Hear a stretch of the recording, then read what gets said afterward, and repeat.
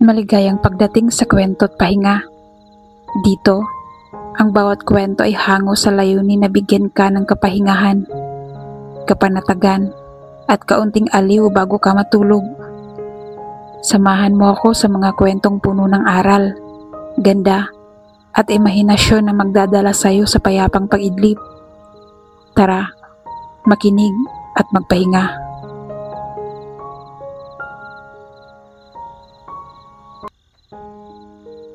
Sa isang maliit na baryo sa gilid ng bukirin, may isang matandang bahay na yari sa kahoy at pawid. Doon nakatira ang isang mabait na lola na ang pangalan ay Lola Sabel. Tahimik ang kanyang buhay. Puno ng mga halaman sa paligid at may mga manok at aso na malayang nakakalakad sa bakuran. Ngunit ang pinakamahalagang bagay sa kanyang tahanan ay hindi ginto, hindi alahas, at hindi mamahaling kagamitan.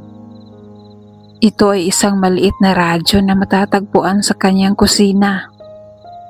Luma na ito, may mga gasgas na tanda ng panahon, at minsan ay may kahinaan ang tunog. Pero para kay Lola Sabel, ito ang kanyang matalik na kasama. Dito siya nakikinig ng balita, musika, at mga lumang drama sa radyo. Ngunit higit pa sa lahat, tila may kakaibang hiwaga ang radyo. Hindi lamang ito basta nagsasalita ng mga programa. Tila may dala itong mga kwento ng buhay, mga paalala, at minsan, mga sagot sa mga tanong na matagal nang nasa kanyang puso. At dito nagsisimula ang ating kwento. Maagang nagigising si Lola Sabel tuwing 5:00 ng umaga. Habang kumukulo ang kape sa takore, binubuksan niya ang kanyang munting radyo. Madalas ay mga lumang kundiman ang una niyang naririnig. Mga awit na nagpapaalala ng kanyang kabataan. Kay ganda talaga ng musika noon. Bulong niya habang humihigop ng kape. Sa bawat awitin, bumabalik sa kanyang alaala ang kabataan niya. Ang sayawan sa baryo. Ang unang beses niyang hawak ang kamay ng kanyang kabiyak na si Mang Ramon. At ang mga gabing magkasama silang nakikinig ng programa sa radyo habang nakaupo sa bangkito. Ngunit nang pumanaw si Mang Ramon, ang radyo na lamang ang natira niyang kasama tuwing gabi at umaga. Isang gabi, habang tahimik na nagluluto si Lola Sabel ng sinigang, bigla niyang napansin ang kakaibang tunog mula sa radyo. Hindi ito boses ng announcer, hindi rin kanta. Isa itong malamlam na tinig na parang pamilyar. "Magandang gabi, Sabel." Napahinto siya. Napatitig sa radyo. Hindi niya sigurado kung imahinasyon lamang iyon. "Ramon?" Mahina niyang sambit. Ngunit saglit lang at bumalik na ang normal na tugtog mula sa radyo. Tumawa na lamang si Lola Sabel at nagsabing, "Ay, siguro ako'y nananaginip lang ng gising. Miss na miss ko na kasi siya." Pero mula noong gabing yon, tila mas naging espesyal ang munting radyo. Para bang sa bawat pag-ikot ng dial at bawat tunog na lumalabas dito, may mga alaala at paalala na bumabalik sa kanya. Dumaan ang mga araw. Naging bahagi na ng kanyang gabi ang pagkikinig sa radyo. Pero higit pa sa musika at balita, tila nakakarinig siya ng mga mensaheng para lamang sa kanya. "Alagaan mo ang sarili mo, Sabel. Huwag mong kalimutan ang halaman sa likod, baka matuyo. May mga bata sa baryo, baka gusto mong turuan ng pagtatanim ng gulay." Parang may gabay na dumadaloy sa radyo, at tuwing sinusunod niya ito, nakikita niya ang kabutihan.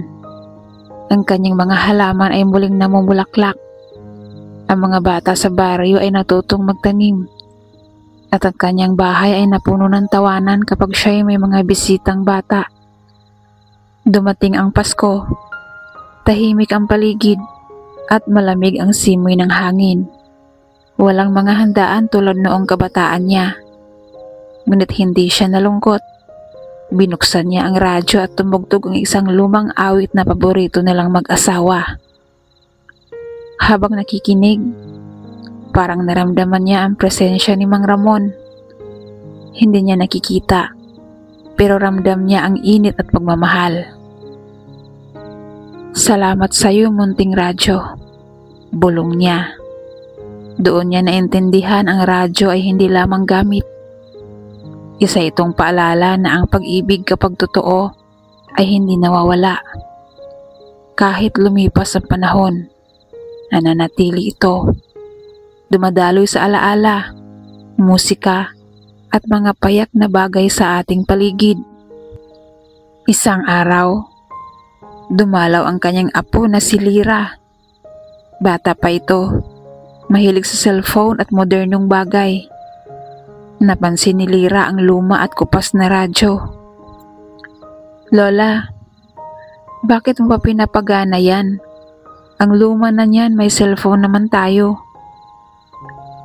Ngumiti si Lola Sabel. "Iba ang dala ng radyo, apo. Para itong kaibigan na marunong magkwento. Hindi lahat ng bagay ay nasa cellphone." Nang gabing iyon, nakisama si Lira kay Lola at nakinig sa radyo. Sa gitna ng katahimikan, may lumabas na kundiman. Tahimik si Lira, ngunit kalaunan ay napansin ni Lola na nakangiti ito. "Ang ganda pala, Lola. Parang masarap matulog habang nakikinig dito." At doon nagsimula ang bagong tradisyon. Si Lira at si Lola ay magkasamang nakikinig ng radyo tuwing gabi bago matulog. Lumipas ang mga taon. Si Lira ay lumaki na, nag-aral, at minsan ay umuwi sa probinsya para bisitahin si Lola.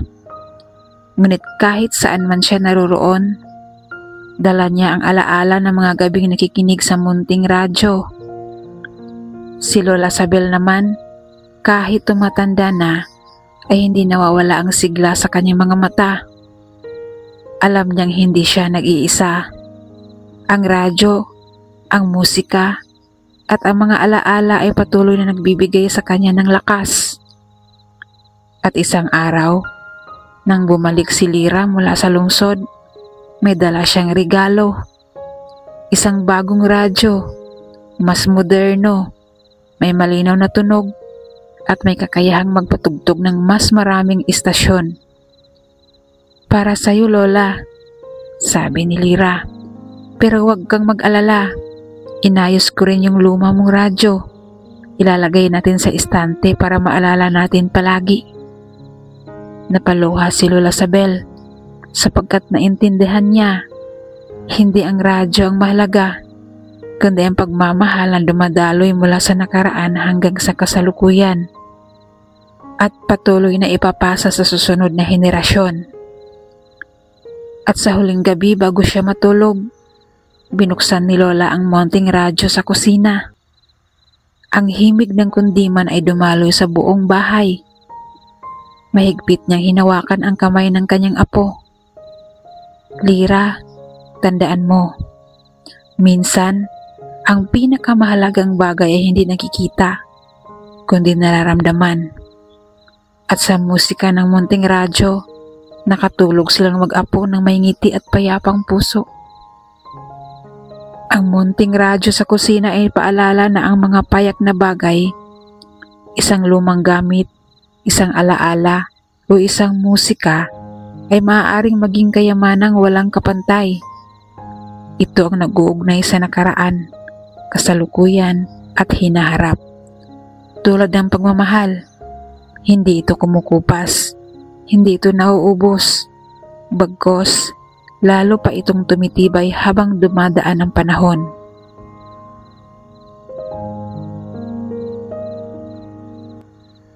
Maraming salamat sa pakikinig sa Kwento at Pahinga. Sana ay nakatulong ang munting kwento para bigyan ka ng kapayapaan at magandang pahinga. Huwag kalimutang mag-subscribe at samahan ako muli sa susunod na kwento. Hanggang sa muli, magandang gabi at mahimbing na pagtulog.